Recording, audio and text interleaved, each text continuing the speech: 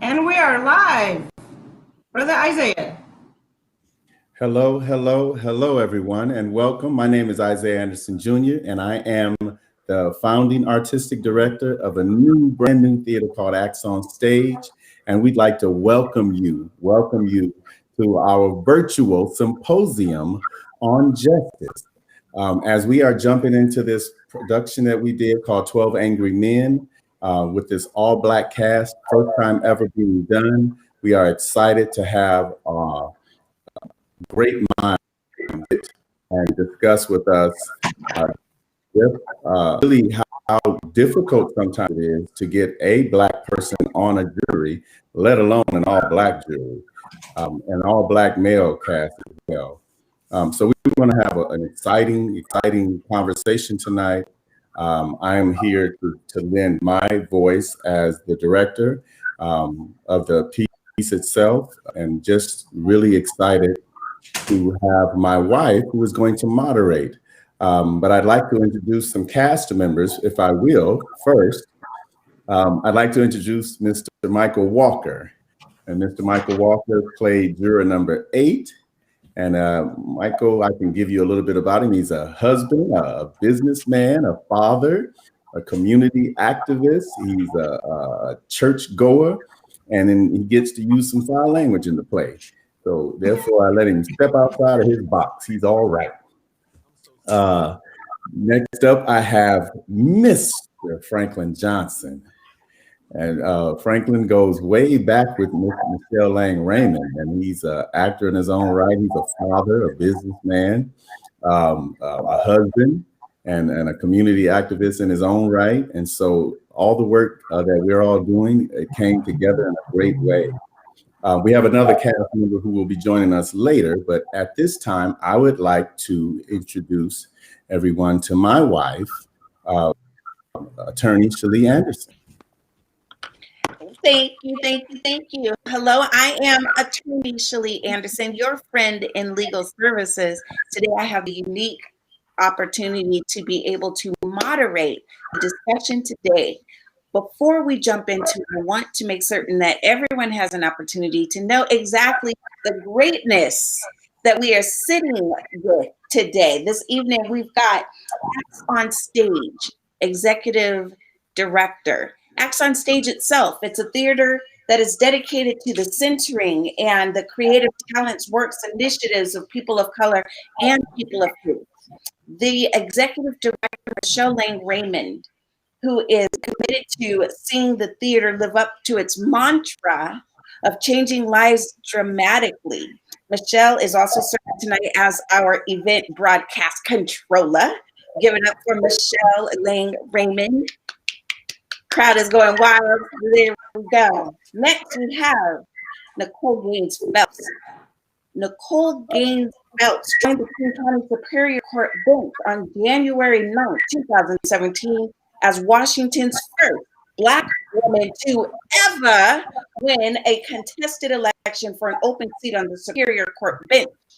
Hailing from Indiana, her honor has made Seattle her home and has become a in our own backyard. Phelps is a servant of our community, where, among other activities, he co-chairs the Superior Court Judges Association's Equity and Fairness Education Committee. Show us some love for our judge, Nicole Gaines Phelps. Next, we have in the circle Attorney Sade Smith. Attorney Sade Smith is the owner at Smith Law, where they focus on representing marginalized and underserved communities, which largely consist of communities of color. She brings to the practice of law a uniquely abolitionist lens to defense, limited civil and family law that is driven by bold, unrepentant, client-centered representation. Give it up for Washington's lawyer warrior, Miss Extraordinaire, Sade Smith.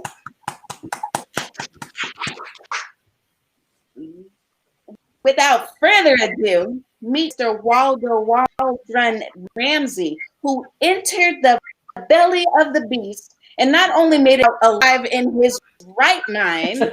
He is a leading expert helping others survive and reform a system that is constructed to eat them alive. Mr. Ramsey served a 33-year prison sentence. While incarcerated, he not only served on his matter to clear his name, but he brought others along with him. He demonstrates the lift as you climb mantra. Mr.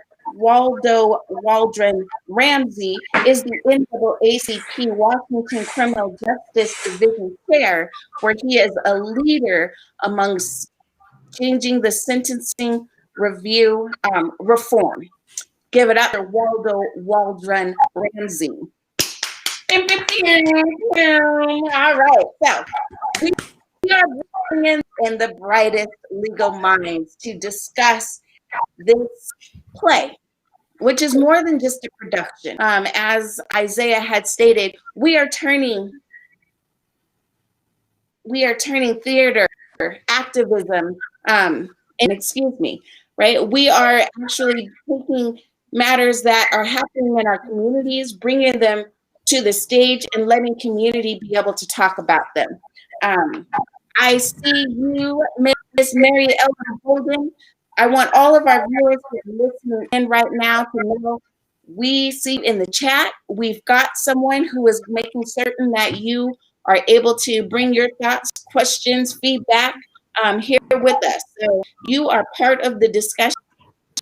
If you have any questions, if you have anything, we have one of our board members who is going to make certain that our questions are heard and brought up to our speakers. Without further ado, let's jump right on in. Today, we live in a world constantly rushing to get on to the next move. Oh, I just got hit up on the first one. We got Mr. Craig Jackson. He is one of the jurors. Isaiah, did you want to introduce Craig Jackson like you did the other jurors? I absolutely would love to. Yeah, Mr. Craig Jackson is oh my God, Craig has done so much in Seattle. He's a landmark. He's a coach, he's a father, a husband, a community activist himself. This is his first acting gig, in a sense.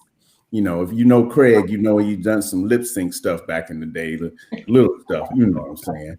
But he is absolutely an awesome individual, and one I wanted to make sure was on a part of this cast because of his own background and because of really what he is and his family are going through currently. So it was challenging, but I thank God that he accepted the role as juror number 7. He was 7. Yeah, Michael was 8. And Franklin was 10. Okay, there we go. I only directed the piece, so that's all good. So welcome, CJ. Well, good. Then the crew is all here. And actually, I'm happy that CJ, you were able to come in. Your timing is perfect, divine, if you will, because we're going to start right off with really touching on a lot of what your character had faced. Today, we live in a world that's constantly rushing to get on to the next move. We see car accidents on the freeway, and we're honking our horns, and we're looking sideways at anyone who is slowing down, rubbernecking, holding up the process. Craig Jackson, juror number 7, you had places to go, you had things to do, and places to be. Tell us how your character and wanting to just simply get this all over with, how did your character affect justice? Hopefully everyone can hear me. Mm-hmm. Yeah, that's good. My character, yes, was preoccupied. I know he wanted to be able to get to a baseball game or a basketball game or a game of something. He had tickets, the hot tickets. And he, I believe he affected the judicial system and justice by not taking it serious. I think he his own agenda was no doubt to get in there as fast as possible. He didn't even, I don't think he thought about what other people even thought. He just knew he had tickets to the game. He knew he was going to be in that hot room bothered, and trying his best to make sure he aligned himself with the people that knew the same things, or wanted the same result from the court. Came in thinking the kid was guilty. Came in and saw no other way around it. That everything was done where guilt was put on this young man, and let's just get it in and get out of there as fast as possible because I got these tickets burning a hole in my pocket. So he did a disjustice. He wasn't true. He wasn't true to the calling that he was supposed to have had, was to sit there and listen to everything and weigh it the right way and make a responsible decision. He didn't do that at all until he had a juror talk to him with some sense, with some conviction, and sway him to listen and make a decision that was educated and well thought through. Judge Gaines, did you have something to add on? And before you begin with your response, I just want to encourage all the panelists, jump in. Okay, if there is something, there's no order to this. I will definitely call names and ask the questions, but this really is a discussion. So if you hear something, want to say something, just jump in. We're having a conversation. Judge Gaines? So one of the questions that has popped up is the reality that time is always a factor in the courtroom. One of the things that we do in the court is give the instruction that can take as long as they take, and be realistic with our jurors and telling them that this case is going to take, testimony will take 2 weeks, but then deliberations can take longer. But the reality is humans are humans, and once the jurors are back in that deliberation room, it really is up to the other jurors, as you see in the film, to actually hold other jurors accountable to doing the right thing about taking the oath that they took and the decision that they have to make very seriously, and not letting their rush to wanting to get home to friends or to a game take over the decision-making process.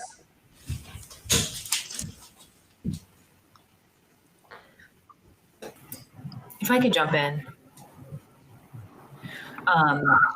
that's a really big concern because in the U.S., most jury trials end in convictions, and so there's a predisposition for folks who are serving on juries to just agree that, or assume that, because the prosecutor's bringing charges, that somebody did it and somebody had to have committed some crime to be there in the first place. So my job as a defense attorney has been to center and remind jurors that they are our client's constitutional safeguard, right, from the awesome power of the government. It's a jury of our client's peers. And so it's disconnecting the jurors from their affinity for the state and the government and connecting them with the humanity of our clients. It's terrifying because people have really busy lives. And so at the end of the day, it's really important, I think, that we start addressing some things in the jury process. The jury process in Washington, folks only get paid like $10 a day to do jury service. People don't want to be there. And so you take out a bunch of time. People don't have childcare. People have jobs they're missing. And it's also very discriminatory because if you don't have paid time off for that, if you don't have sick leave or anything like that, right, what is that going to do to you financially? And so we're talking about things that directly impact marginalized communities, especially Black people. So the jury process is just slanted against Black folks in the first place, but the time crunch is a huge thing. And again, it's about trying to level with jurors and remind them that, you are amazing. You are the one protection for clients. This is your peer. So abide by the court rules and hold the state to their standard of beyond a reasonable doubt. I'd like to, if I may, piggyback off of what the Attorney Smith just said. It was really unique in that the men, while we were rehearsing, were just kind of using what they saw on TV, and maybe one of them had been a part of a jury, but not really a big trial of any kind. And when Attorney Anderson came into a rehearsal and spoke to the cast about what you just said, what it takes to be on a jury, and what they have to sacrifice, and how much they'll make, and how much they don't get, but the responsibility of what you're here for, that you have to weigh that. And so many Black families just don't have that ability to say, hey, I'm going to take off 3 weeks and go down here and deal with this trial. You guys manage how you manage. And it gave the cast a lot of insight to just what was not being allowed through our view, because we don't have the time or the means to sit through a 3-week trial, as you and the judge so eloquently put. Sade, how would you describe in this hurry up, I got things to do? We see Alice in Wonderland of the rabbit that's like, I'm late, for a very important date. We in society, especially America, we are constantly on the go. Now, thankfully, COVID kind of taught us how to slow down and to pause and to stop and get comfortable with stopping. But we still, just in general, have that I've got things to do and I've got to rush and I don't have time to be listening to another expert. In your practice of the law, what are some of the things that when you identify it, how do you get them to really be there in the moment? I need your attention.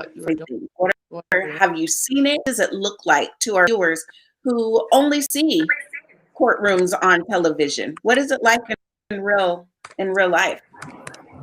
Well, it's kind of as a defense attorney, the court wants to run in an efficient way too, right? So the court has a backlog right now for COVID, and I'm sure Judge Phelps can attest to this. There's a huge backlog at King County Superior Court with trials.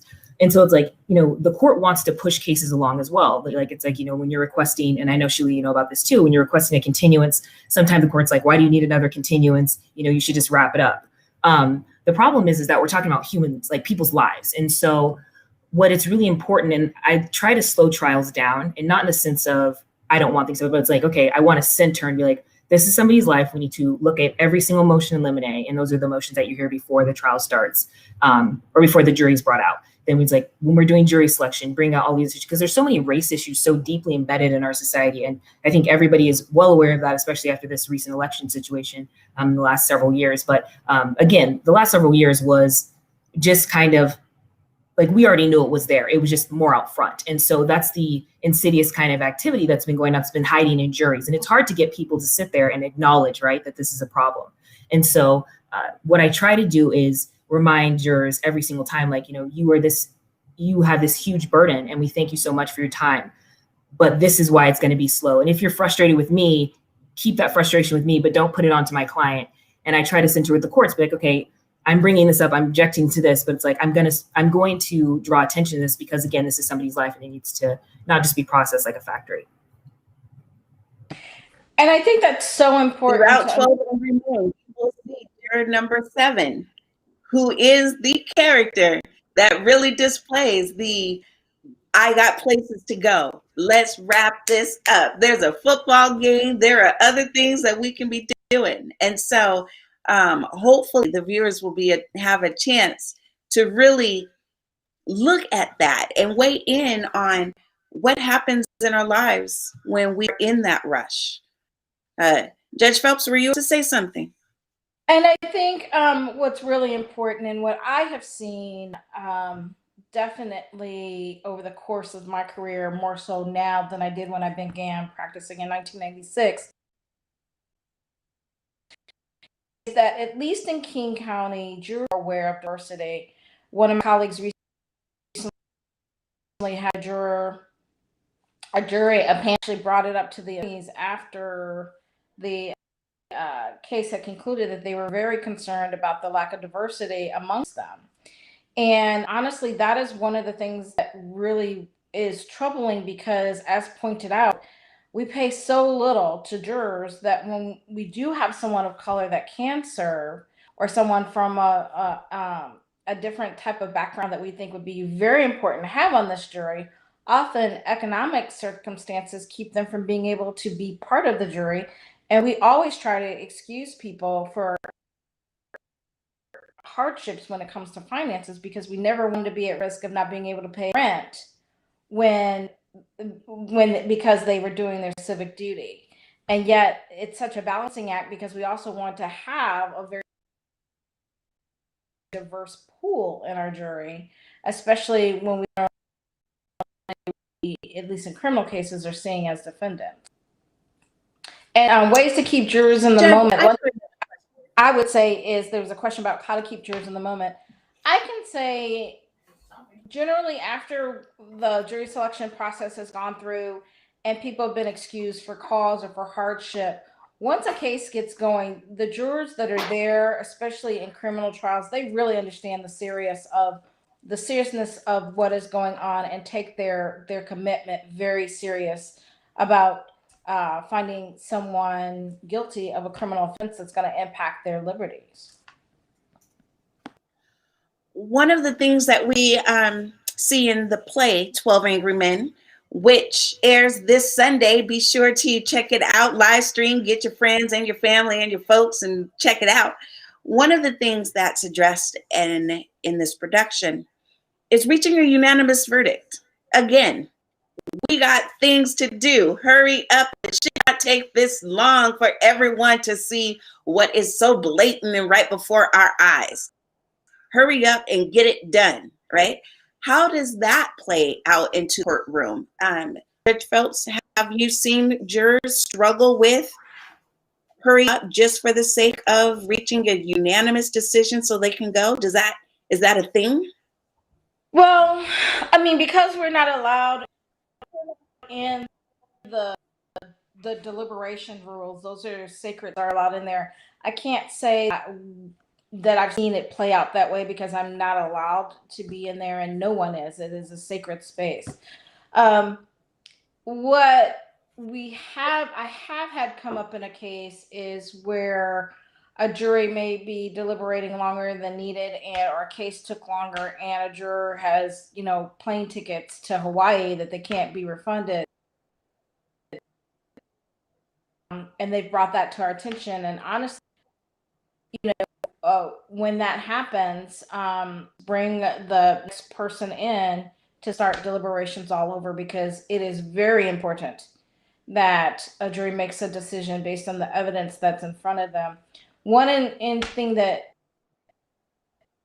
is interesting to know, that there are still states, these states, that you do not need a unanimous jury to convict someone in a criminal case.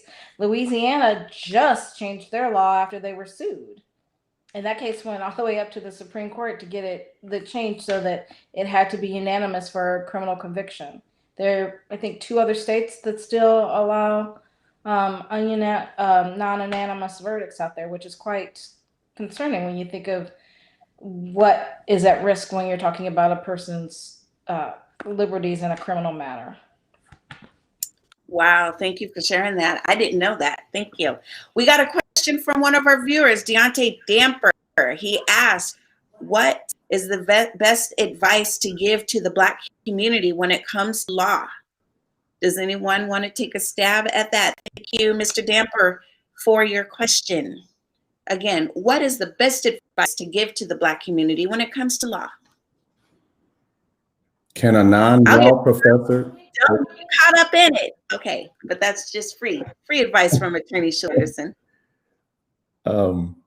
I want to say really quick before, I want to do 2 things. I want to kind of answer Dante's question, and then kind of give a description of Angry Men, the play. So for those of our listeners who are unfamiliar with it, we'll have an idea of what it is we're doing and why we're doing it.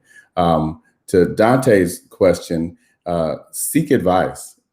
seek advice. Don't just go off of, a lot of times we will see something on TV and go, oh, that's how you do it. And that's how not to do it. There are organizations, individuals that you can call that will give you some free advice. Find out who they are, but don't just assume because you've seen something on TV or heard something from a friend that that's what it is. The law is tricky. I know, living with an attorney, the law is very tricky. And by tricky, I mean, it has so many ins and outs, and one thing can look like it's red, and you'll step on the other side of it and go, how is it red on that side and blue on that side? And that's the complications of the law. So please don't think you know it. Get some advice.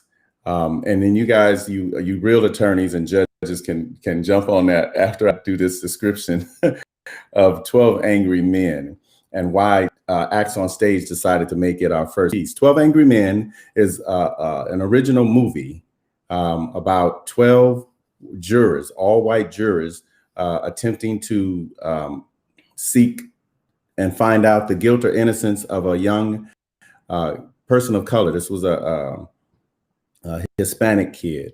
And it just kind of shows the biases and the racist views that these jurors had towards this individual. And then, so it was done in 1947 or 57. It was done again in 1997. And they had a more diverse jury, and it was still to find out the guilt or innocence of a Hispanic kid. One thing that drew myself and Michelle Lang Raymond to this piece was that as a culture, a Black culture, we have our own biases and our own, differences and backgrounds and how we look at it and judge one another.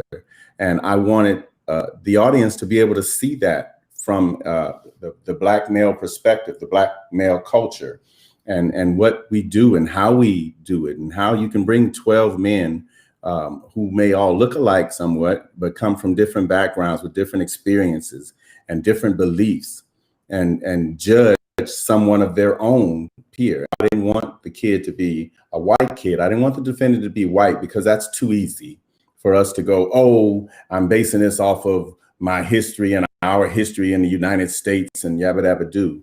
I wanted it to be us and giving individuals an opportunity to see how we work in a community.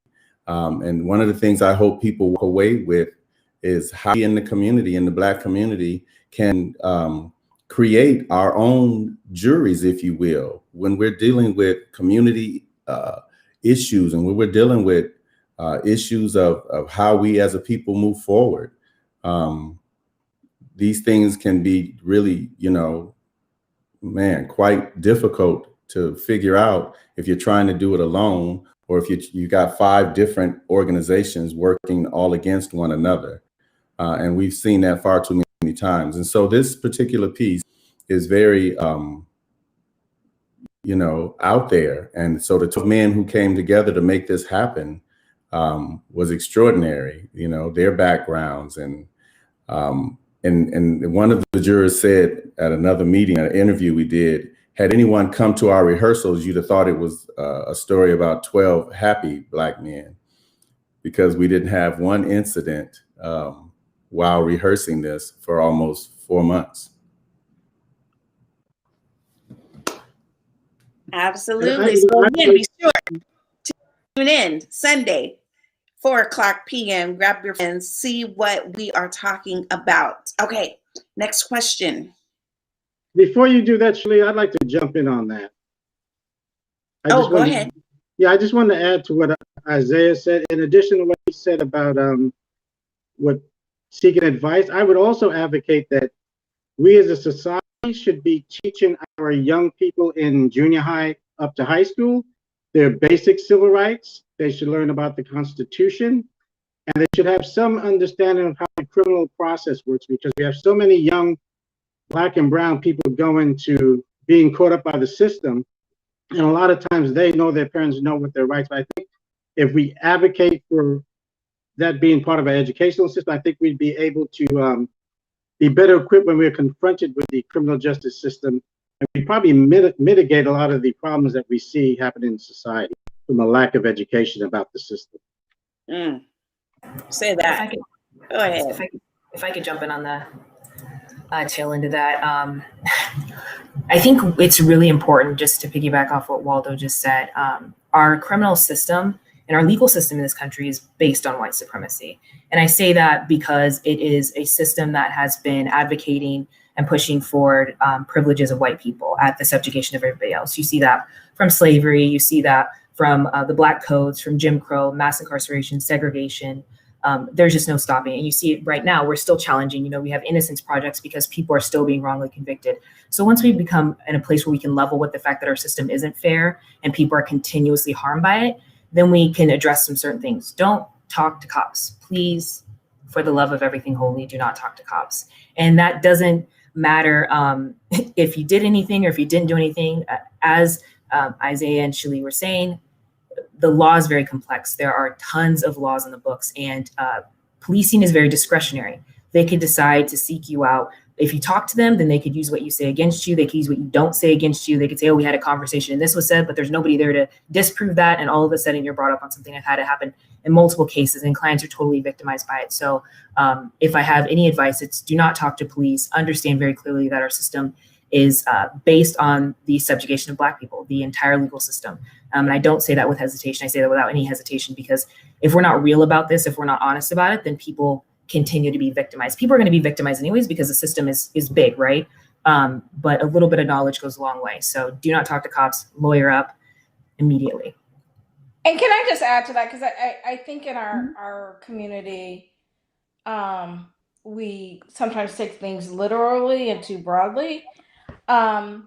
I would definitely piggyback what Ms. Smith said about if you are being contacted by the police and there's then about an incident in which there is concern that you can be involved, definitely know your rights, definitely lawyer up, because the smallest thing can turn into a big thing. But that there are times that I urge our community to not shy away from participating with police, and because there are things that happen in our community that continue to happen because we are resistant to talking to police about certain things, and communities of what states doesn't go outside the house. And there's a time and a place for that. But there's also, and that's just my perspective of some of the things that I've seen happen that were unfortunately not dealt with in a way that from the bench's point of view, sitting there in a black robe, it could have gone differently than willing to speak up and speak the truth. So that's the way I would put it. But that's just my perspective. And I also would like to say that Your Honor said in a chat to make sure that people understand who are listening, your Google search does not compare to a degree that an attorney has acquired. Your Google search, I'll say it again, does not compare to, and I think I'm saying this to my young people because they'll tell us in a minute, oh, I looked it up. Yeah, but you didn't look past what you looked up. So your Google search does not compare to the degree that attorneys and those in the law profession have gotten. So you are at a disadvantage. Lawyer up. Well, and let me say this. Jump to the next question. I want to hear your guys' thoughts. Most of us, just as being Black people in America, most of us have had the displeasure of, you look like the type of person that could have committed this crime. Juror number 10, share with your character and the judgments that he cast. You eventually learned that the projections were really based on its internal fears and perceptions. Break that down and tell us more about that. Juror 10. Juror 10 is a gentleman who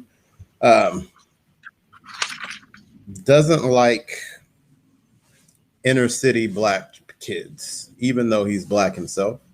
I don't necessarily know if he has gone through anything. I think the character kind of we built around is that maybe he might be from the city, but not necessarily a part of it.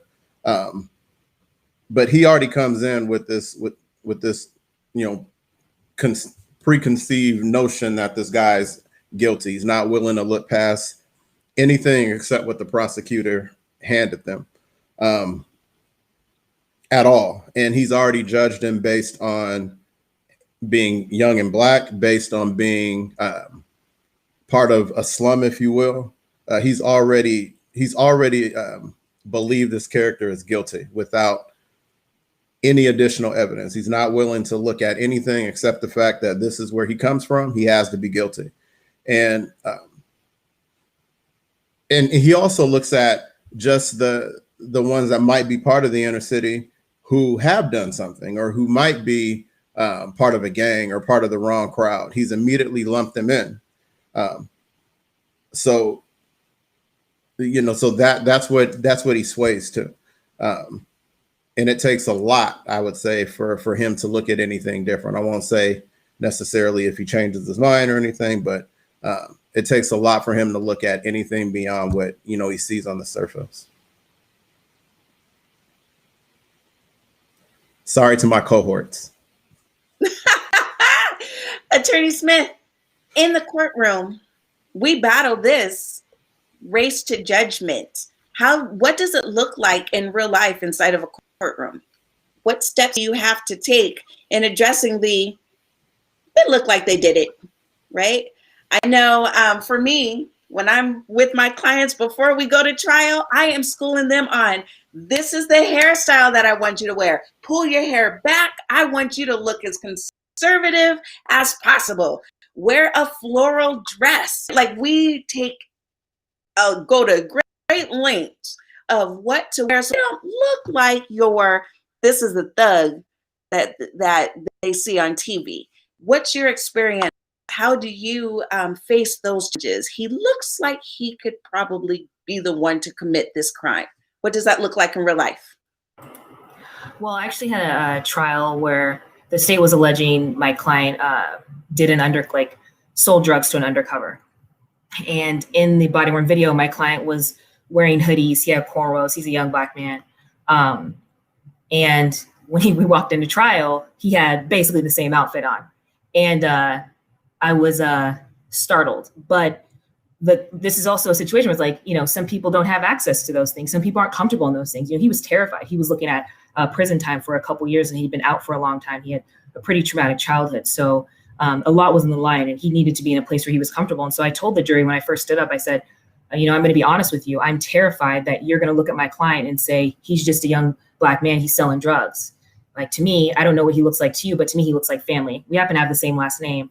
But it was, I think I was kind of startled that I said it out loud. My client was shocked, but it really started a conversation with the jury that was really impactful. And they really had to level with the fact, what are the assumptions that they were making? I said, when you saw him, what did you think? And at first people were like, oh no, blah, blah, blah, blah, blah. And the second, it was like, somebody was like, I got a little uneasy. I'm like, okay, well, let's unpack that. Like, thank you for being honest. I appreciate, it's so important that we're open and honest. And I don't want you to think that we're judging you. And one of the conversations we have with the jury too is, if you might have these unpacked or these biases, and we all carry them. And it doesn't mean that you're a bad person. It means that you're not necessarily right for this trial. Like, I couldn't sit on some trials where, if you're a dog lover, if a dog gets killed, that's not the trial you should be sitting on, right? So, and I think coming from a place of vulnerability makes jurors more comfortable. So I try to convince them that they can trust everybody enough to be honest, and hopefully they're more than willing to give information so they can be kicked off the jury. But it's hard. It's hard. Luckily, that trial worked out. I literally cried at the end of it just because the jury did such great work. But it's another example where people are vulnerable. It doesn't always happen that way, Lord. It does not always happen that way. Well, So in can you King share County, with us some stories that may have come to mind of what you've heard from the defendant's view of Man, they had their conclusions drawn from the moment I sat down in a chair. Has that ever happened that you're aware of, or do we have it wrong? And before you answer, Waldo, I just want to encourage our viewers right now, be a part of the conversation. Be a part of the conversation. Make certain that you enter your questions, comments, prayers. I see you, Cynthia McCraney. Thank you for your prayer over this. Enter it in the chat. You are part of the discussion. All right, Waldo, sorry to cut you off. Okay. I believe that we're really dealing with the issue about presumption of innocence. That's what the Constitution calls for, but the reality is, and I don't think anyone would disagree with this, is that when you're charged with a crime and you're Black, there is a presumption of guilt. And I think the attorneys and even Judge Phelps can speak to that, and I think I, as a person, believe that that's the case, because we already have this preconceived idea based on racism about the criminality of Black people. Attorney Smith talked about the history of the code and so forth. So what has happened over the century is that Black people have been criminalized. So if you're brought into the courtroom, as Attorney Smith said earlier, there is this presumption, especially if you're Black, that you're guilty. And our burden is as defendants, as Black people, is overcoming that presumption, when in reality, what should be happening is the jury should have a presumption of innocence attached to us from the get-go, but that's not the case. And so it's something that I don't know how we undo that preconceived notion when it's been there for over 100 years, but we have to start somewhere. And I think it starts from in the courtroom with attorneys, constantly berating the jury with that mantra that there is a presumption of innocence, because when they're sitting in that jury box, no matter what they say to you, because we're socialized into racism, socialized into believing that Black people are criminals, they are sitting there believing, either consciously or subconsciously, that the Black defendant, he's guilty. Otherwise, the state wouldn't have him there. What I can tell you is that in King County, to address this specifically, and in the federal government, there is a jury instruction that we are, as judges, told to read to the jury even before the first thing is said. So the moment you come into my courtroom, there's a WIPIC, which is called short term for Washington Pattern Jury Instruction. That I explained that any Superior Court judge, actually any judge in the state of Washington, will tell the jury as soon as about kind of the procedures. And one of the things is an instruction on bias, and we just hit it right there and say we all have biases. They're unconscious, and everyone has them. And you need to remember that this person sits here innocent, and then in my courtroom, I see time and time again the good attorneys, both prosecution and defense, hammering home the issue of this is an innocent person until the state proves their burden. And again, I've seen people just outright say in jury selection, well, I'm having a hard time getting over this because of XYZ. And to their credit, the attorneys that when that has happened, the attorneys have been in front of me and said, well, Your Honor, we're going to ask that this person be excused. This probably just isn't the right trial for them. And we also in county to try and keep our jury pools diverse. We have a general rule about jury selection that you can't excuse a person just because they're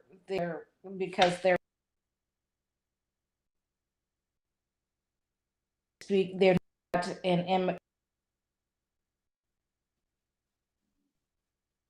Oh, it was good. Could you just repeat your last sentence, Your Honor? Sure. It dropped out. Went out. I was like, yeah. Looked in. So in the state of Washington, there is a general rule that has been passed by our Supreme Court that prohibits any judge from allowing a prosecution a prosecutor or an attorney in general, because it's civil and defense, from excusing a person just because they are an immigrant or English isn't their language, or they identify as gender or birth, or more importantly, that they're a Black or brown person. We made a very hard hurdle to get someone excused that look fall into a protected class. So, and Judge, is there not also a rule that may be more recent, that you're not allowed to also ask if a person has a criminal record on jury selection? Well, that's not exactly true, because per law, certain convictions prohibit you from a jury panel. So that's not exactly how that rule works, but there are that if you have a conviction in the past, you can have your rights restored to serve on a jury. But we still have to ask the question, because if your rights haven't been restored, you can't serve on a jury. So you're saying, okay, so that, just to educate the public, you're saying that as it stands now, if a person has a criminal conviction, there's some exclusion from a jury, serving on a jury? There could be, depending on what that conviction is for and when they were convicted of it. Okay, thank you. On the jury questionnaire, which people fill out and send back, it asks if you've ever served in a jury, if you have any convictions, if you've ever been charged with, I believe it's charged with a crime as well. And so we'll get that information when we can decide to follow up on questions. But I think that's problematic too, for a number of reasons. But yeah. Go ahead. No. What's one of the reasons? How is that problematic? Well, I mean, we're from a marginalized community, right? That's over-policed. We don't commit crimes at a higher rate, but we are the ones who end up with convictions on our record, and we do get charged with things. We get upcharged for things, and so it might make somebody feel really uncomfortable coming into a jury. And it's one of those barriers. It's like, is this going to deter people from showing up because they think they're going to be asked about it publicly? And I think it will. I don't have the data to back that up, but I can imagine feeling really uncomfortable with somebody prying into my past like that. So I think that we need to be putting a race equity lens on every single process that we go through in a system. Like, if we know that this system is based on white supremacy, then if we're going to try to fix that, we need to have a race equity lens every single step of the way to address the inequity and historical issues that, Waldo was just talking about. There's so many things built into the way that we do the system that is so racist that we just assume we just accept it. For example, the court rule for arraignment 3.2, it lists a bunch of things like, what are your ties to the community, your address, and blah, blah, blah. It goes down this list, and it's like, okay, well, if you're talking about stable housing, that's something that happens when you have access to wealth. But if you're being a gentrified city, right, like, you don't have access to a bunch of money to pay bail. There's all these things that are so racist, but we just accept it in the criminal system. So it's one of those things, like, the criminal system is never going to save us. And it's the reason why I'm an abolitionist is because we need something else. If we want to talk about public safety, we need something else. Police aren't going to save us either. And I think that everybody knows that, right? Like, SPD responds and maybe resolves 9% of it, 9% of the calls they get when they respond to anything. So again, we need to really be thinking about community-based solutions to how we deal with this, because the criminal system policing is not it. Be certain to watch on Sunday at 4 p.m. because this very question and the issues that are brought out, it happens behind the jury in the room. The jurors are deliberating, what's this person's criminal past, what is their experience with the law, in deciding their guilt and innocence. So make sure that you are keyed in to what that looks like. How do we end up getting juror verdicts? I know Breonna Taylor's non-indictment, when the jurors came back with that, the world was like, what in the world just happened? How did they reach this decision? And so right now, America's watching jurors and deliberations and what happens inside of this small room, that we don't, or things that we don't get to see. And so all of that is being discussed and addressed. What happens when the person that's in that defendant chair looks like he could have been the one to do what he's charged with or she's charged with, right? How does race into our biases? How does income fall into? How does age? These young people are thugs nowadays, right? We hear those types of attacks against our young people. How does that play out when jurors get up out of the courtroom and they sit down and they are put in a position to decide when a person can come home or when they have to go to prison for decades and sometimes never leave at all? So tune in if you want to see how that all went on Sunday, 4:00 p.m.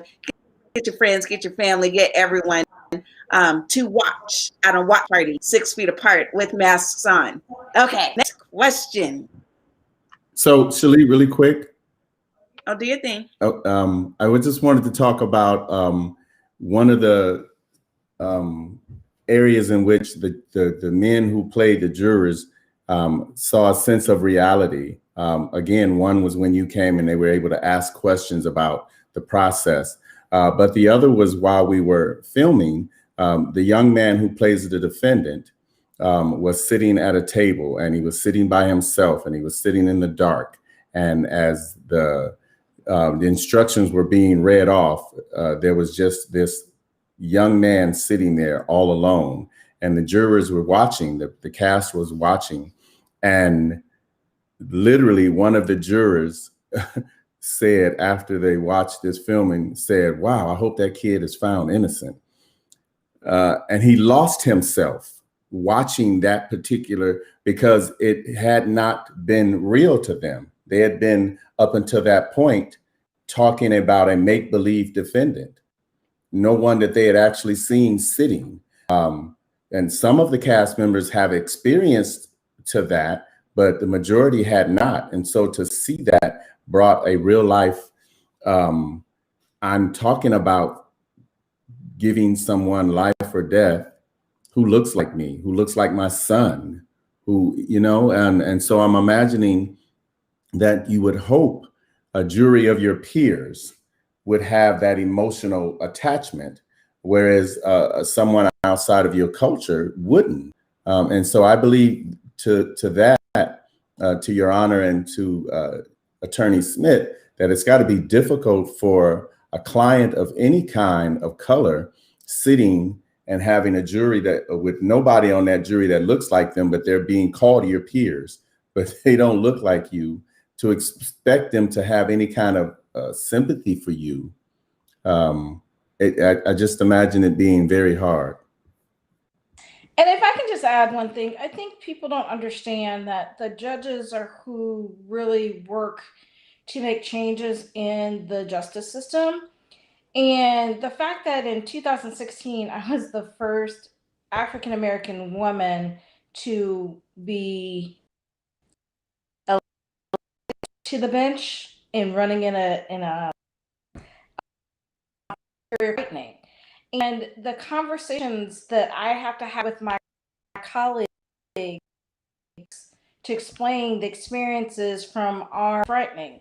And so until we get, if we want to overturn the system, we've got to have allies, got to make sure that people that look like us are in those rooms, have those conversations, those come to Jesus conversations with our colleagues, so that they understand the reality of what they're dealing with. Because not everybody who says they're woke is woke. I'll just leave it that way.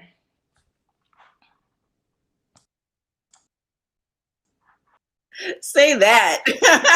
And I just want to say, there is having a Black person on the bench, and I cannot tell you what difference it makes. It's not that I'm any different. Just like my peers, I've taken an oath to abide by the law.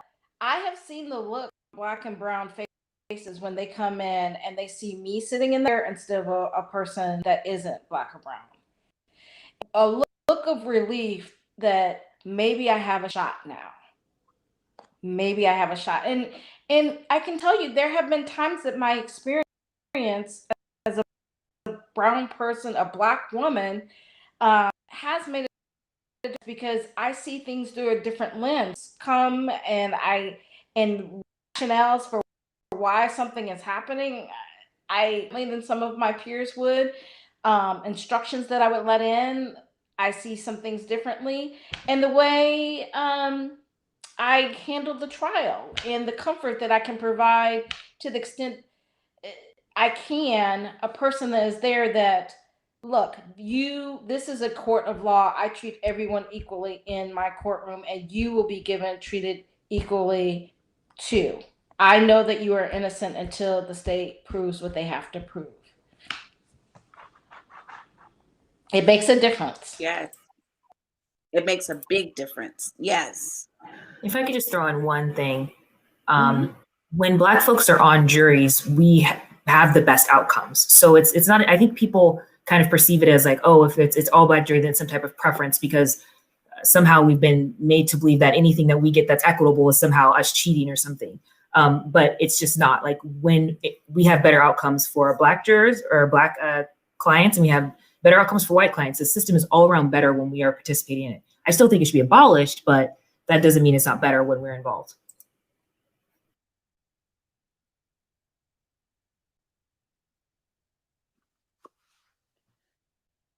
You guys ready for more? Yes, I see the nods. Yes, yes.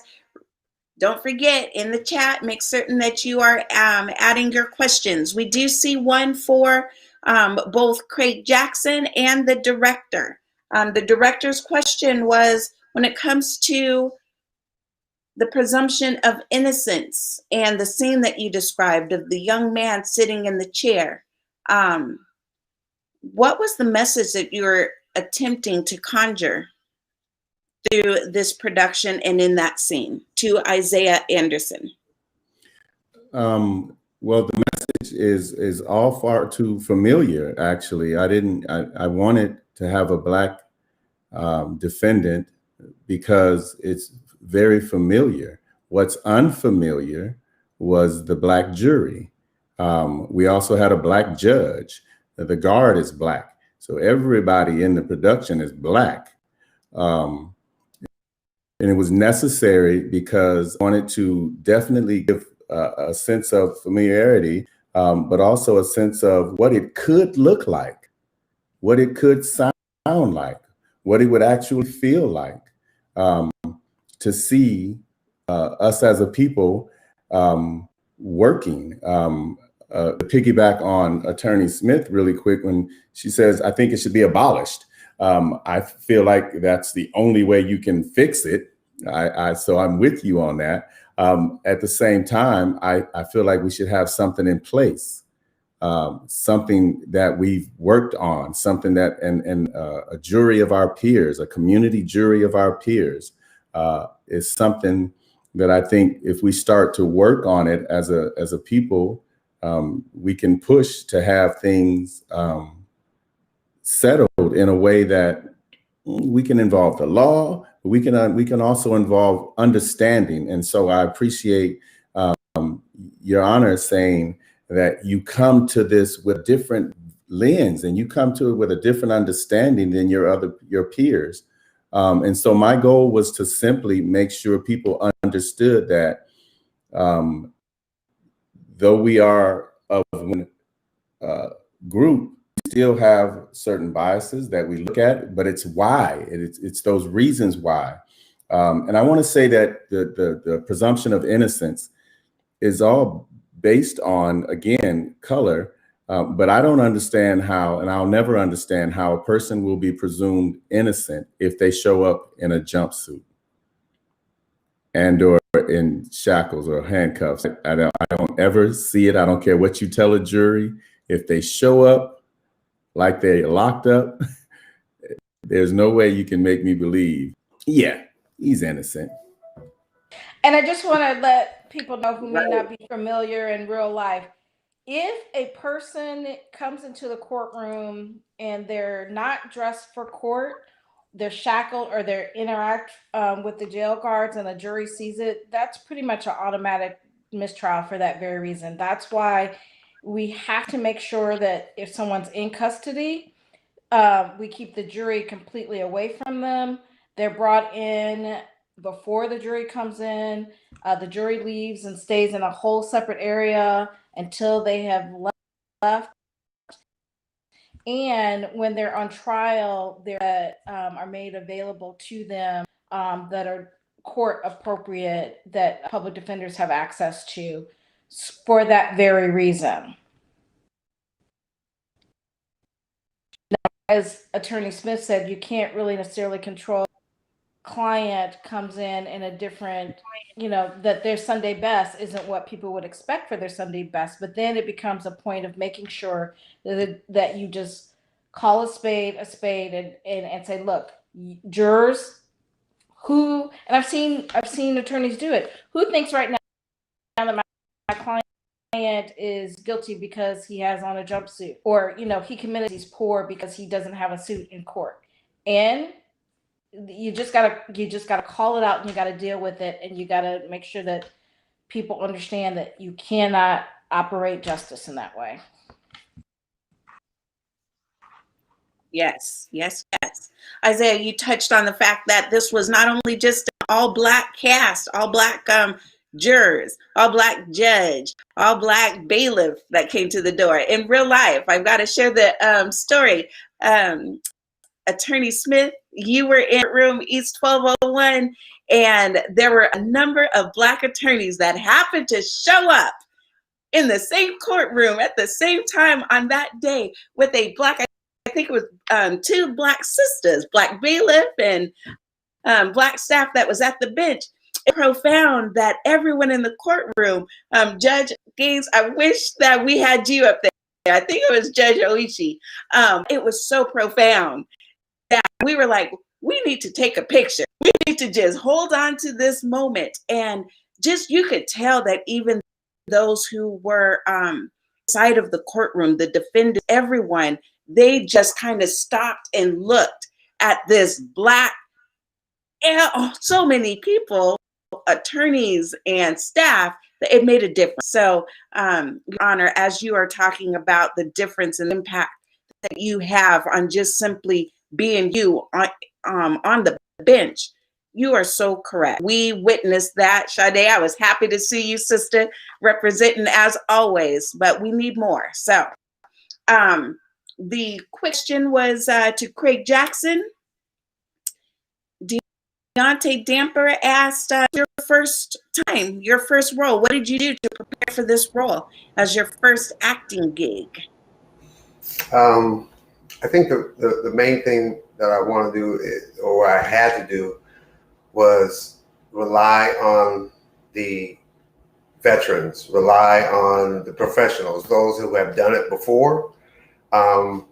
We were talking about earlier, if you have to deal with the law, make sure that you lawyer up. Well, I acted up. I made sure that I spoke to those folks that have done it before, my director, Michelle, anybody that had done acting before. I have a daughter in Texas, and she acts, and I called her, how do you remember your lines? And she told me what to do. She said, highlight yours in one color and highlight the next one or the one in front of you, behind you, in a different color. And it worked for a minute. And then one of my castmates gave me a very good tip. He said, do you have a problem with remembering lyrics to a song? And I said, not really. And he said, why? I said, man, I listen to music while I'm driving all the time. He said, why don't you record your lines and listen to them as you drive? And that was a breakthrough. I was able to listen to my lines. I was able to say my lines before, they came on, because I heard that line in front of me. So I was able to recite my lines before I even heard it on my recording. And I might have said a word wrong or two, but then I was able to try to fix that later. And then just, like I said, relying on the cast members. Our cast was incredible. We helped each other through our struggles. Our director, he was stern. He did what he had to do, but he got us through it. Michelle was always there to pat us on the back and give us some encouragement. And then, I got to give my shout out, my ride or die. My wife helped me with my lines, and she was as hard as Isaiah sometimes, telling me that you're not doing it right. You're not doing it right. So shout out to everybody that helped out. That's what it was, a village. Good. Okay, another question for you. The justice system, would be a lot better off if we had more people willing to be a drum major, someone who sets the direction of the march. Juror number 8, you were marching to the beat of your own drum. Tell us more about your character. I was juror number 8, and there's a lot that happened in the play, and I was thinking about, one of the things that my role was kind of to the process that you go through in order to get everyone on the same page, or to just do our due diligence to go through the process of understanding our role and our responsibility, and the enormous responsibility was huge, was a big thing. And so, I try to, I don't give things away, so you guys definitely have to watch it. But I try to just, put myself in the position of just understanding that this is a young boy, this is a person of color, and just kind of navigate those waters the best way I could. So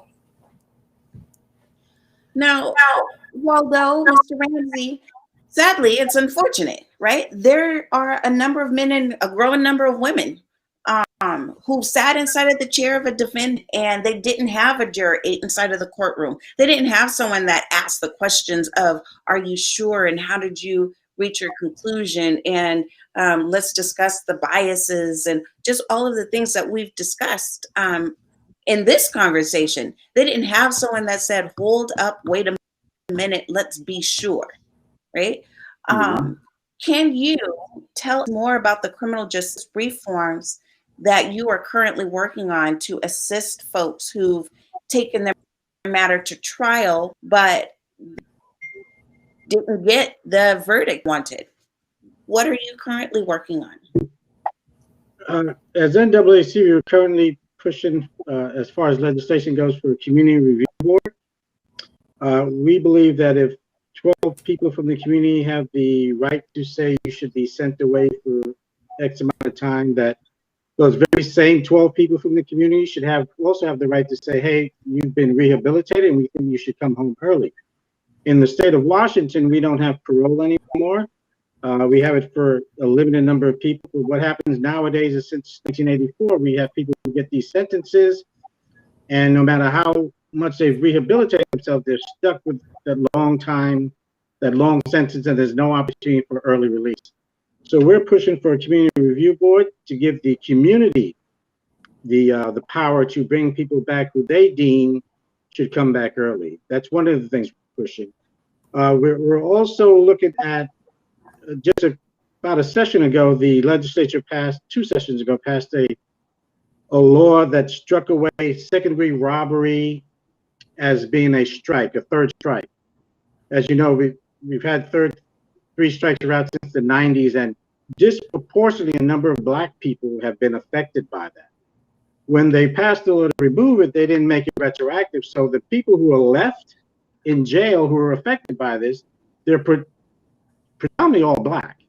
So we're trying to push this session to make the second-degree robbery change that happened last session retroactive, so that those people can also have an opportunity to have their sentences changed and not considered with the second-degree robbery. Those are the 2 main things we're pushing this session. But I'd like to also speak to what you said about people not getting the verdict they wanted from a trial.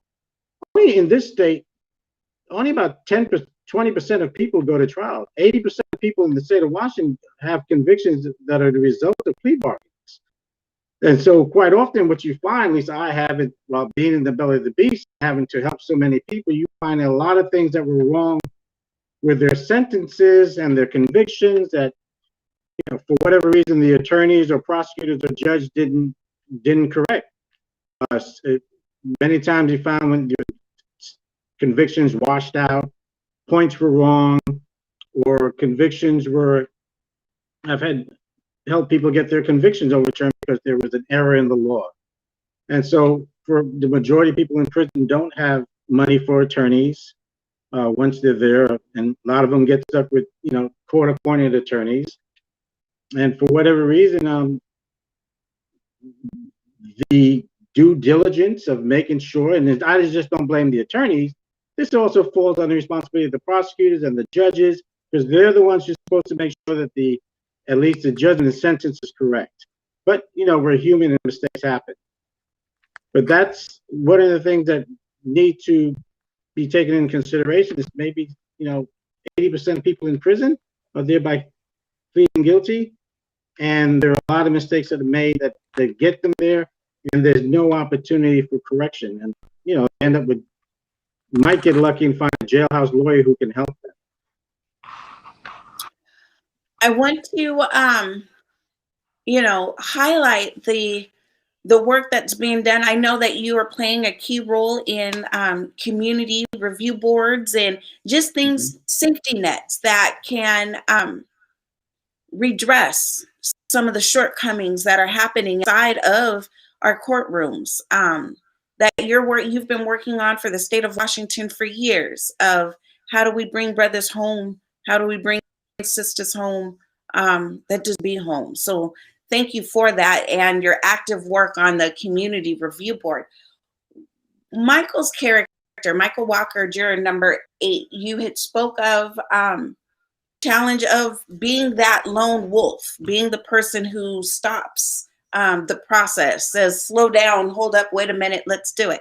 And Judge Phelps, you touched on it. In fact, one of the comments, Patricia Cummings, I see your comment. Amen, Judge Nicole Gain Phelps. Not everyone who says that they are woke is woke. I applaud you for having those potentially uncomfortable conversations with colleagues.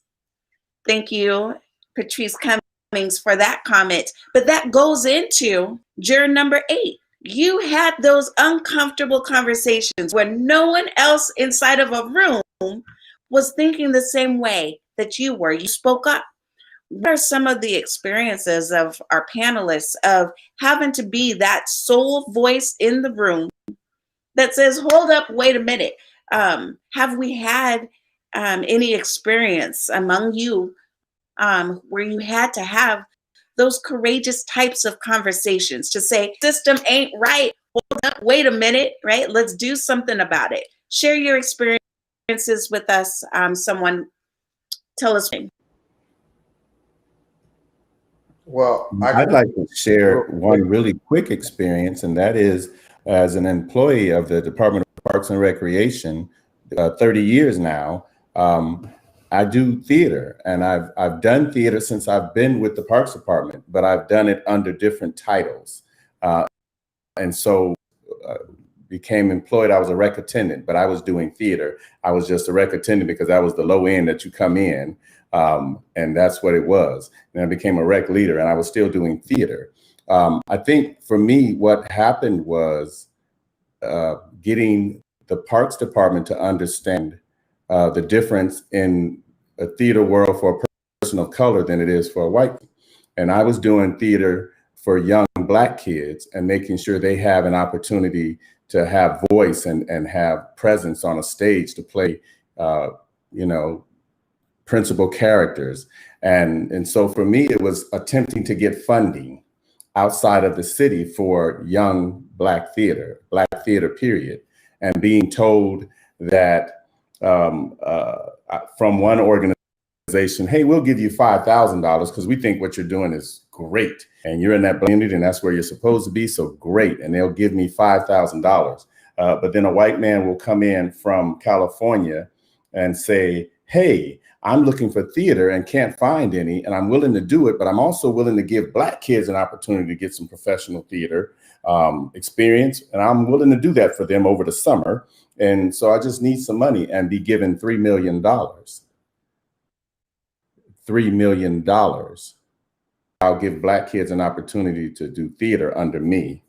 So I was supposed to do it. So 5,000 was enough. He wasn't supposed to do it, but that he did it was so valiant. Oh my goodness. We thank you. And the program still exist, but just on a level of professionalism is ridiculously poor. And so I've had to continue to struggle.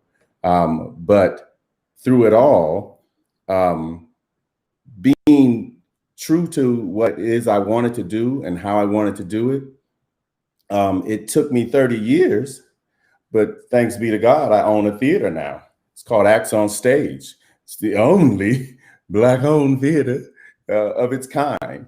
And we're premiering 12 Angry Men this Sunday at 4 p.m. Get at it. If I could say something real quick, I just got a position with, I don't want to get in trouble, but I just got a position with WIPCA, which is the Washington Interscholastic Basketball Coaches Association of our whole state.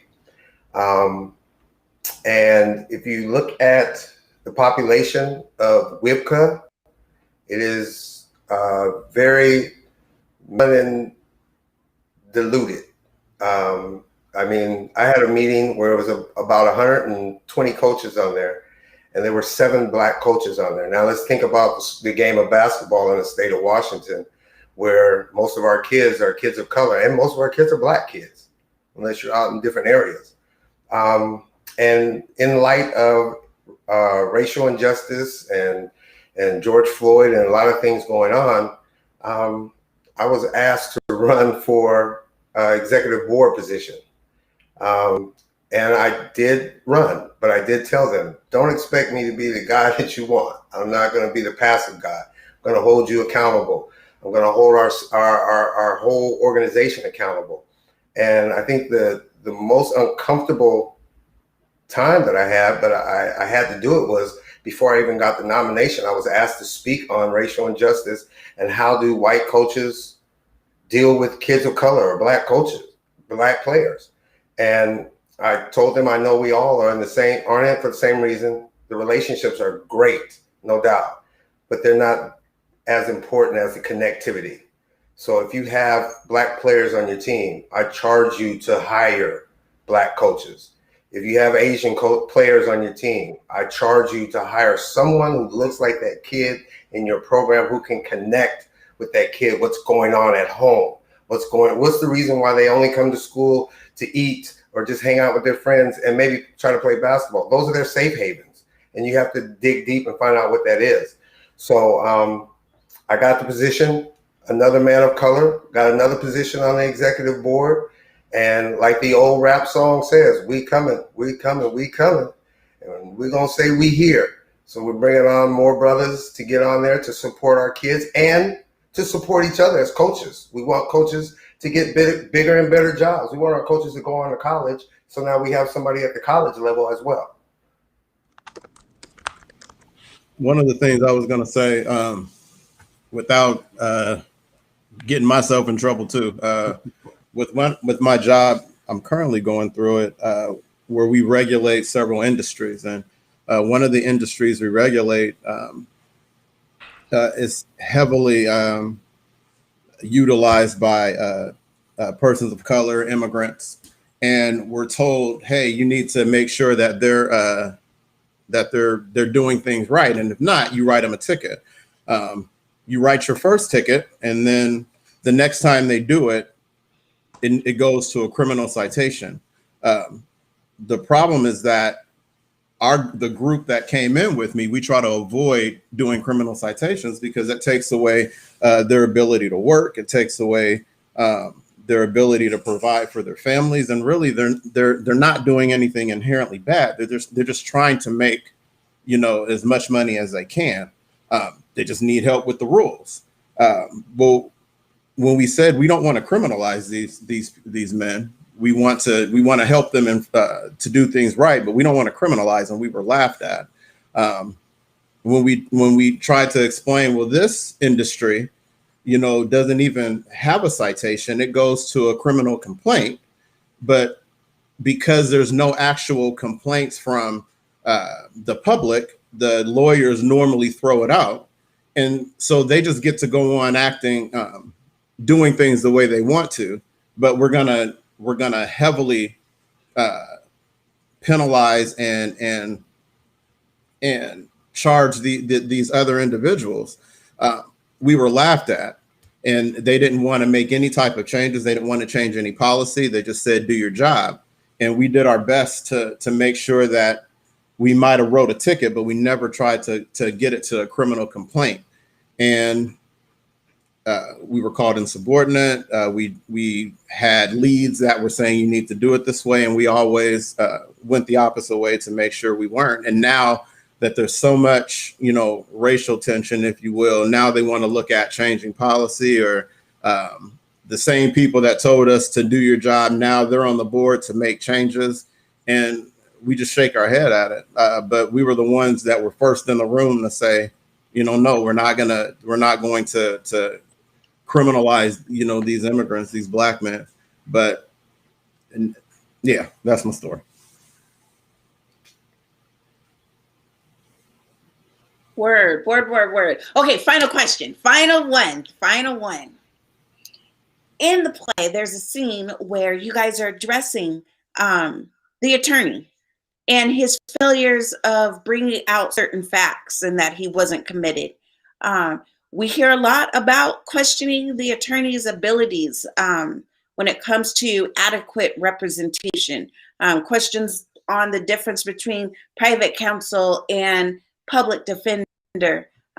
Is there a view of public defenders not being able to represent the interests? Let me also state, I was a public defender and I got it in. You hear me? I went in because I know for a fact there is a number of folks in my community who cannot afford my private fees. I mean, I'm private too, but they couldn't afford it. And if I really want to make certain I am getting our people out, as Attorney Smith said, she's an abolitionist, right?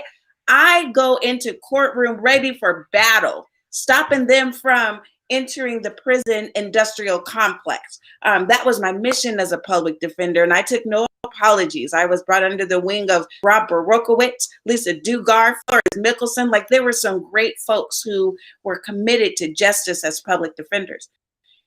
In 12 Angry Men, that came up where the jurors had to fill in the gaps. How does that play out in light of society? Is there a problem with reputation by public defenders? Does it take everyone having to be private? Tell me what it looks like in real life. Judge Phelps, Attorney Smith, Ms. Ramsey, any of you guys want to chime in? So I just need to chime in first of all and say it really to my core when I hear tender, that's why I got a bum deal, or well, I'm gonna get my own attorney because I don't want one of them public pretenders or public defenders. Let me just say some of the finest attorneys, Ms. Anderson included, have started out in the area of public defense and continue to take assignments from the Office of it does not matter if I have seen some people get paid thousands of dollars because they're private, do a horrible job on cases. And I've seen public defenders who are public defenders, meaning they're appointed by the Office of Public Defense, do amazing jobs for their clients. So it is about the attorney. It is not about whether or not they are private or about whether or not they are appointed by the Office of Public Defense, because the bottom line, all have taken the same oath to do what is right by their client. It's just a matter if you have a lazy person or you have a person who takes their responsibility serious. And that can be someone that is a public defender, or that can be a private attorney who just does what they have to do to get their retainer, doesn't dig deep. So please do not have a public defense, meaning someone that has been appointed by the state, that you don't have a great attorney, because that is not the case. There are good judges, there are good prosecutors, there are good public defenders, there are good doctors. Who pays them does not make them a good or a bad attorney. It's how committed they are to the job. do they understand the law, and are they going to do their due diligence to make sure that you get a fair trial and that your constitutional rights are not violated? Judge, how much does race play in that, though? I guess is my question. Because in our What do you case, we mean? have the person of color is facing death if convicted, right? So my question is, if you have a public defender or this person that's just trying to keep you from dying or going to prison, what does race play a role? I know the attorney's taking the oath and all those things, but is that something that's prevalent where you have some of these attorneys that they do have agendas? So let me again say, a good attorney is a good attorney. And if you have a good attorney, they understand how to work with the jury that's in front of them, figure out the right jury to have that understands that just because their client is Black, brown, or poor, that it does not automatically mean, and they're sitting here exercising their constitutional right to a trial, making the state prove every element of the charge, that does not mean that they are guilty. That means that they are executing their constitutional right to make the state prove every element of their every element of the crime. And again, a good attorney knows that there is implicit bias when you have a Black or brown person, or a person who is not from the dominant culture. Let's put it that way, because it's not just Black or brown people that we see these problems. It's anybody who's not from the dominant culture, meaning a white male, is going to have a good attorney knows that they have to deal with the biases that are there, and that attorney, a good. If I could just add that if we talk about the individual, there's an individual aspect, right? But then we talk about macro level, what public defenders are stacked up against. I was a public defender for 7 years, 5 of which were in King County. And there was times where I had over 70 open felonies, right? So when I sat back and looked at this, I'm like, there's no way I can do the job that I want to do. And so we have to really, it's like challenging how the structure is, because there's only so much life capacity. And we have to be realistic about that. And Washington's one of the few states with caseload standards, but we need to get them way lower. There's a lot of things that can be changed to make it better, right? But again, abolition, we need to be doing something completely different than putting humans who are social creatures in cages. That's not the kind of system we want to work with. But it's really important that clients feel validated in questioning and challenging. I've had clients be like, look, I don't think you're working for me. And I was like, and it's like, okay, let's be held accountable. And they are relieved when they see my Blackness. But I also want them to know, I was like, look, check me. Like, there's some things that I'm not going to see. There's some things that I'm going to miss. And it's about empowering people, right? Because it's their lives. And so the public defender thing, it's hard because there are so many amazing public defenders, but you stacked up against a system where, we respond to what the state's doing. The state gets to, how much discovery, what witnesses. And it's like, okay, well, I was in trial for 5 months in a row.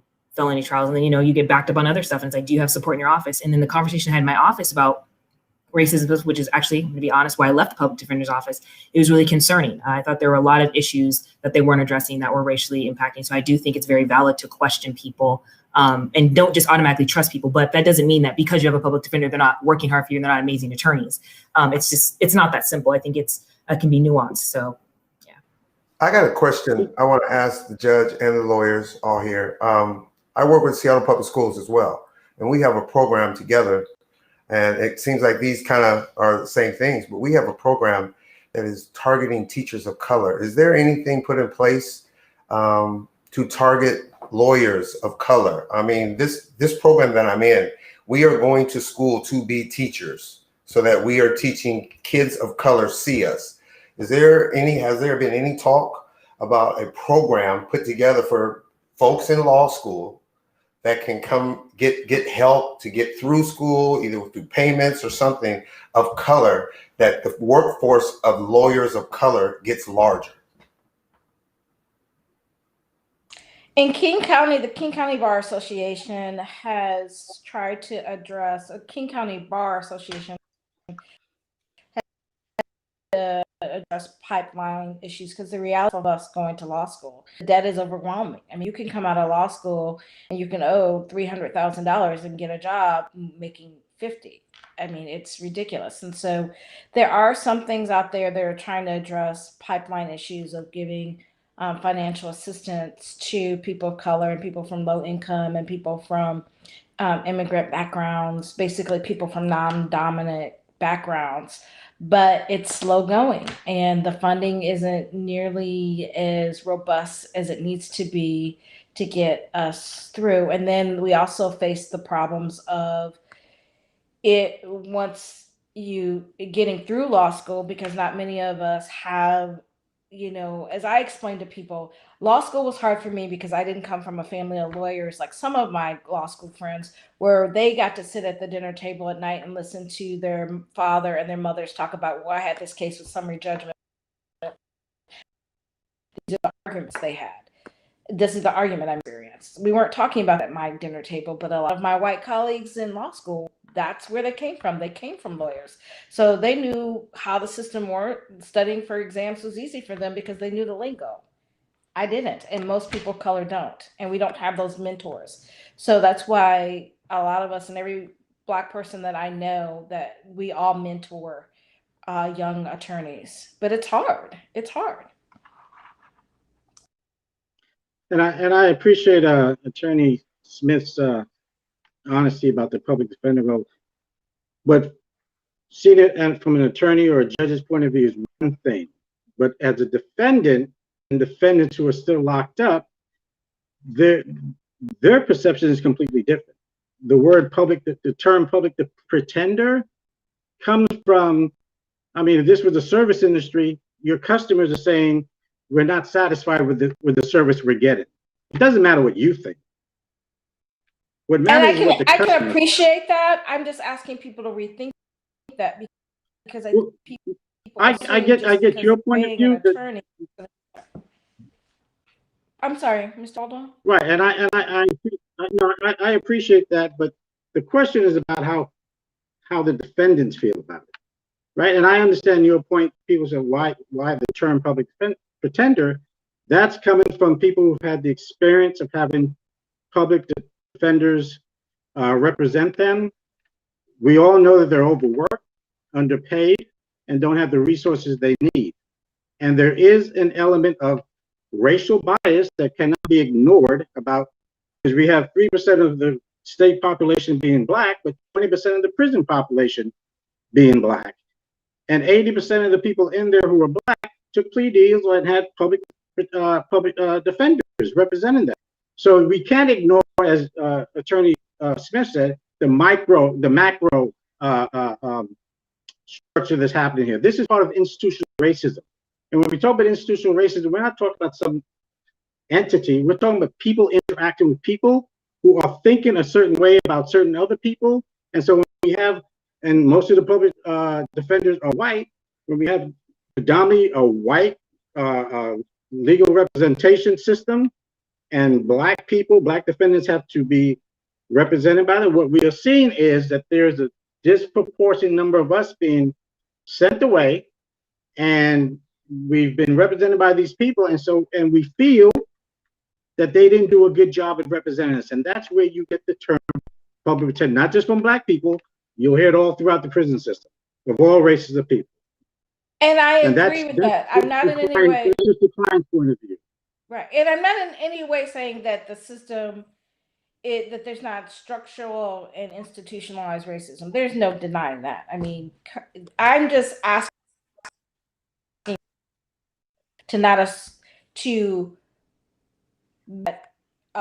just because you are appointed a public defender does not mean that you don't have a good attorney. And I think there's this assumption that if somebody's a public defender, they're not a good attorney. And that's what bothers me, because that's not true.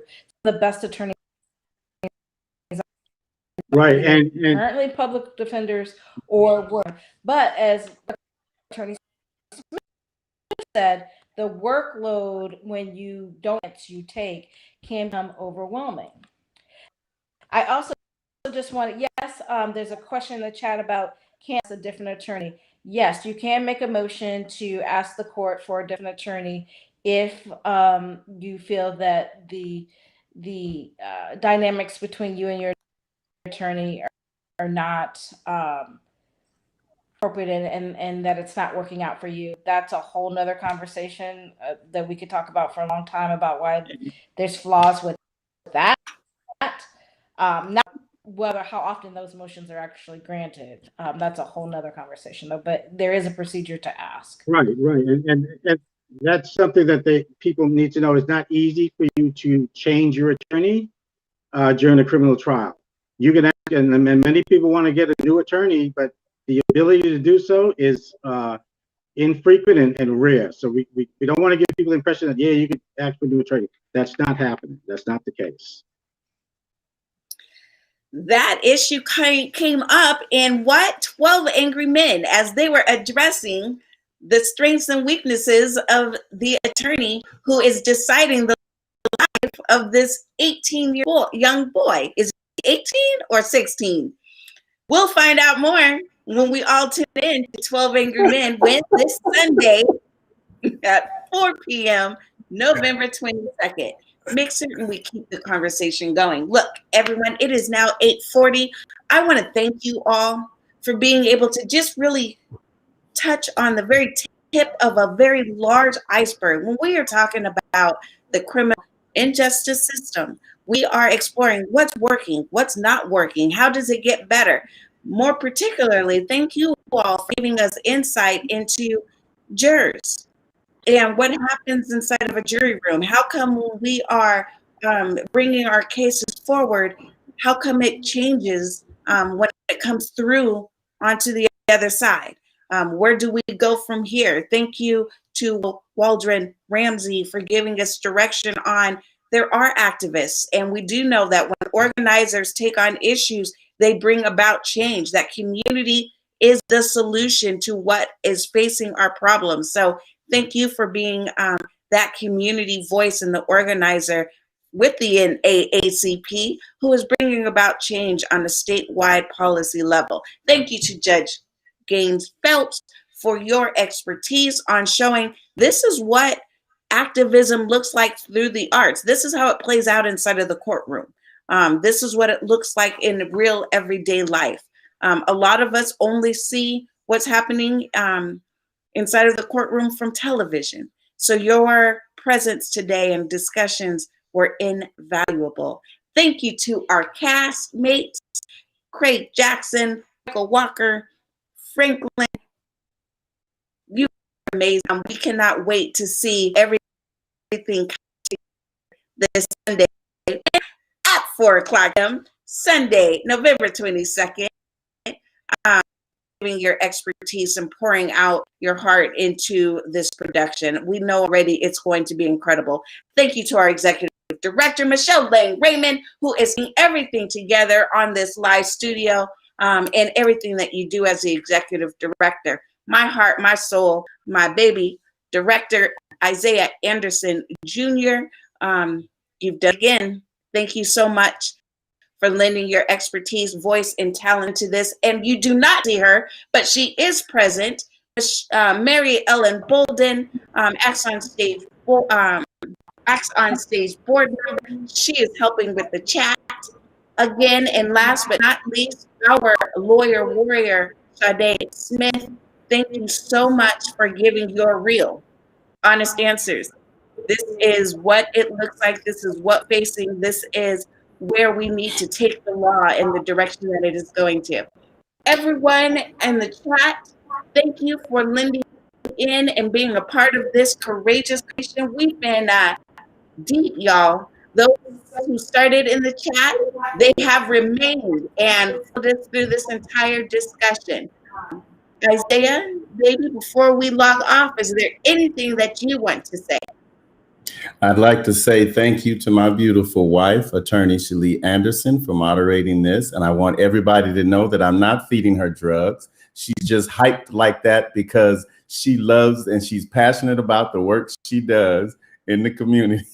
She's passionate about how she gets down. And so if you felt like we was doing something that was a little lull and all of a sudden she came in with the commercial, you need to know that's just who she is. We want to thank all of you on behalf of Acts on Stage Theater and the entire cast and crew of 12 Angry Men. those who assisted us in making sure that you're going to get a chance to see it, Spirit Media. We thank all of you for joining us in this conversation. We hope there are many more conversations to come following this conversation and that of the production premiere Sunday at 4 p.m., 12 Angry Men. Y'all continue to get with us because we are doing what we feel should take us to a place that we need to be. And so, Attorney Smith, when I get ready to put together that community of jurors so we can see what it looks like, then we can go ahead and demolish all that other stuff. And Judge will put you at the top of the list. You just go ahead and run things like you do. But we're going to make it happen. So as I always say, y'all, we thank you. We appreciate you. And until next time, peace. God bless.